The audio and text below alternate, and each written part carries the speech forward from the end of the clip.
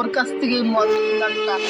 বেশ শালা, তুই আমাকে টাকা দে, আমি মদ খাবো, না হলে তোকে উড়িয়ে দিব। কিরে, তুই আমার কথা শুনতে পাচ্ছিস না? নামাজ বাদ দে, তুই তাড়াতাড়ি মদ কেনার টাকা দে। তুই আমার কথা শুনিস না? কিরে ভাই, তুমি এমন করছো কেন? আমার কথা শুনতে পাচ্ছিস না? আমার মদ শেষ হয়ে গেছে, আমাকে মদ কেনার টাকা দে তাড়াতাড়ি। মদ কেনার টাকা দেবো, কিন্তু আমার একটা শর্ত পূরণ করতে হবে। কি শর্ত? আমার মদের জন্য আমি সব করতে পারি, তাড়াতাড়ি নামাজ পড়তে হবে, তাহলে আমি তোকে মদ খাওয়ার জন্য টাকা দেবো। তাই নাকি? ঠিক আছে, ওটা কোনো ব্যাপার না।